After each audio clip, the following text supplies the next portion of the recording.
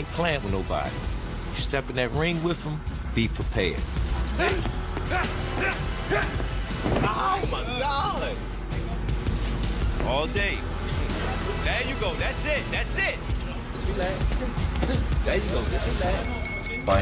Fighters, his experience, his toughness, his cardio, he has a lot of heart, and he knows that I'm coming to win, and they're saying that this is the hardest he's ever been training. In terms of killing discipline. But, you know, training camp happens, you know, if he's locked in and he's looking to make a show and try and knock this guy out, I wouldn't be surprised either. Does he have the gas? Yeah. Even though he's dealing with a bigger guy, you know, it's still, he's been 10, 12 rounds in real fights. Jake hasn't. Jake has shown that he's got tired out in fights. Right now, I just want to see what he brings to us. We just got off the plane. You know, a lot of work yesterday from the interviews and stuff, so I want to see how he react. 2 sparring partners, and rounds is unknown. All right, y'all. Let's go. Bang! When they watch us in here working, they saying we going bang, bang, bang, bang, bang. There you go. Good. There you go. When he get in that ring, he's on a mission. Because he understand that he got to put his pants on, training wheels going. You got what you asked for. Let's get it now. Jake Paul's confidence is on full display as he gear up for his fight with Gervonta Davis. Known for his bold statements and fearless attitude, Jake isn't holding back this time either. His arrival near Tank's camp stirs tension as both fighters push their limits in preparation. With Tank seen sharpening his power and speed in training, the stage is set for an explosive showdown. Cab drivers. Look up Jake Paul's career. You can manufacture that though. You can manufacture that though. You can manufacture. You can't manufacture. To a Gervonta degree, Davis. you can. To a degree. I mean, you can't. Yeah, Gervonta legitimately cannot get knockouts. I agree. He can punch, but there's a lot of limited knockout artists though, man. He's one of the least active punchers in the game with the highest knockout percentage of current heavyweight. But if he was a real knockout artist, if he was a real knockout artist, prop him up against the best of the best. Felix Trinidad was a knockout artist. He was knocking out the best of the best. If you're a real knockout artist, prop him up against the best and show us how he smokes them. But the way we did when Felix Trinidad was doing it. You know? The way they did it when Mike Tyson was doing it in his prime. Say what you want about the Mike Tyson era. He knocked out everyone from 1986 to 1989. Everyone got knocked out. Everyone. Well, by your standard, you could say that Tyson was, to a degree, manufactured. No, because he fought everyone that was there. Everyone that was there at that time fought. Teddy Ellis will 100% agree with this. With the expense of Witherspoon. That were afraid of him. With the exception of Witherspoon. No, but they all, doesn't matter. He knocked them all out. There was nobody you could say in that era except maybe Witherspoon, who had contract issues with King at the time. Except for Witherspoon, there is nobody Tyson didn't fight in that era. He knocked them all out. You can't say like, oh, but if he would have fought that guy, I don't know. No, with Davis, there's guys right now that have been hanging around for years. Yo, dude, when are you going to fight them? The lightweight division was stacked with talent. Even at 130, it had a lot of talent when he was there. Didn't fight almost any of them. So it's not the same thing as the Tyson era. You want to say anything about Tyson era? Fine. It was. Jake Paul is training harder than ever, pushing his limits with intense focus and discipline. He claims this camp is different, promising to reveal a skill set no one has witnessed before with sharp combinations and improved movement. Jake believes he's ready to shock the world against Gervonta Davis. For Gervonta Davis, this fight means more than just another payday or exhibition. It's a matter of pride. Every single time, you know, people said that Jake would get finished or he would lose a fight. He obviously proved everybody wrong. But I genuinely believe this time, I think that, you know, with Gervonta's boxing IQ and him having Jake come down a little bit in weight, I think Gervonta will beat him, honestly. I think Gervonta will hurt him. I think he'll just use IQ. He'll tire him out a little bit. And, you know, I think he'll land. You know, Gervonta knows how to touch his opponents. But it's interesting because when Floyd fought Logan, the size really made a big, you know, impact. And you saw Floyd struggle, you know, against a big, you know, Ohio corn-fed, you know, wrestling strong dude. And, you know, I've sparred Jake and Logan before, and, you know, they train hard. You're picking Tank by knockout? Look, I sparred them years ago. They're much better than when I sparred them. They're athletes, you know, they train really hard. I think they work harder than... Facing Jake Paul, a YouTuber turned boxer who has built a reputation on shocking wins, Tank views this challenge as a test of his legacy.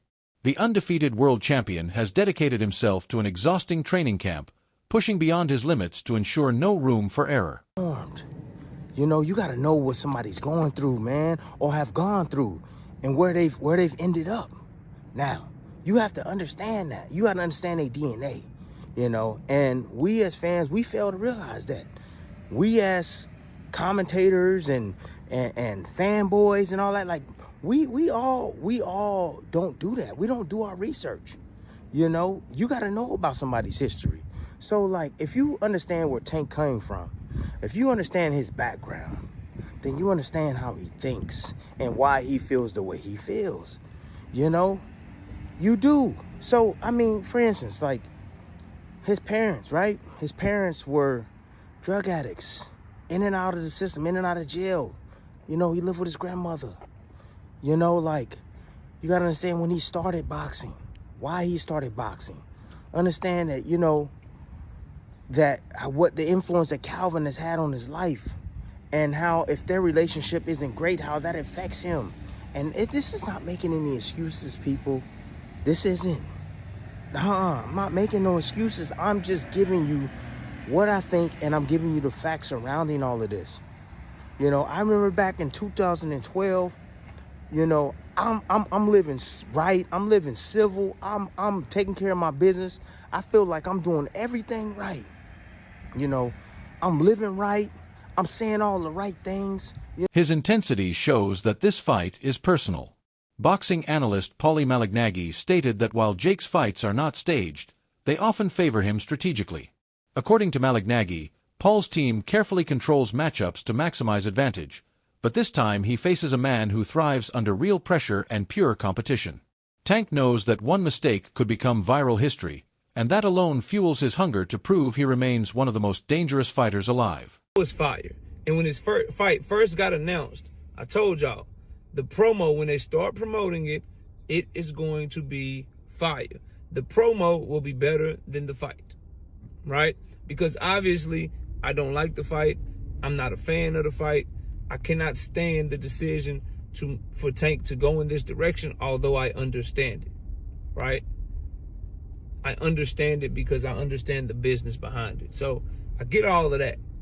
But the promo is fire. If you go watch it, the way that is shot, the production of it looks very, very top of the line, top shelf, as you would expect from a company as big as Netflix, which is a $530 billion company. So they have the budget, they have the money to make sure their production is A1. Obviously, as a Tank Davis fan, paying attention to him in the promo, the young man looks in good spirits. He looks like he's in a good headspace, and he doesn't look like he's unhappy to be there, which bodes well for the prospects of him continuing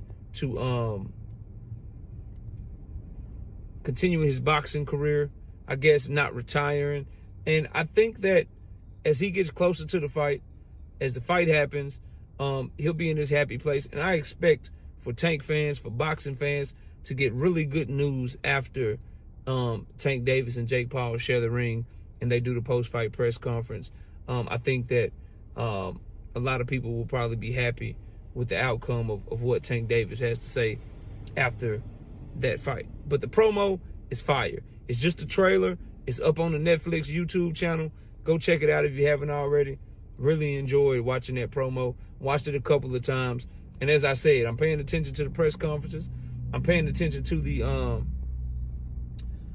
build-up because I feel like Teoimo Lopez, another elite boxer, offered an interesting perspective by saying this fight should be treated more as entertainment than a legitimate sporting contest. Look at this, John. This is embarrassing. And not to mention, Georgia already said, no, you can't have this fight here. So they moved it somewhere else. Dave, do you know where they moved the fight? Can you look it up? Yeah. This is embarrassing. Look, he actually put his hands on his knees and he was still the same height, maybe a little bit taller than Gervonta Davis. I mean, I'm all in on Gervonta. I want Gervonta to win this fight. I want him to. I mean, I'm not saying he can knock him out, but I think if he hits him to the body a couple times, John, he may be able to catch him. A lazy jab or something, you know, he might be able to pop him to the body and get him good. I'm hoping Jake Paul down with a body shot. Oh man. Oh geez. Could you imagine? I would it'd be great. It's a win right there. It'd be fucking great. Miami. Oh, they moved to Florida. Makes sense. You know, the only place that opened up during COVID makes sense. I mean, what's your thoughts on this fight? I know it's an exhibition. I believe it's 10 rounds. Look at Gervonta Davis is a hell of a fighter, but he's, you know, and I think that the one thing that Jake Paul is really going to have to try to figure out in this fight is how do I catch this little son of a bitch, because he's fast, and you know, Gervonta, I would. You know, I'm not telling Gervonta Davis to, you know, cut down and weight like he normally does. Just get in shape. Whatever you weigh, you weigh. Don't try to add weight. There's not enough time for you to add good weight that's not going to make you tighter and anything like that. So just come in at your normal, walk around, good weight. You've been training hard. He noted that the bout resembles modern-day entertainment boxing, where the primary goal is to attract viewers rather than to compete. While some fans agree,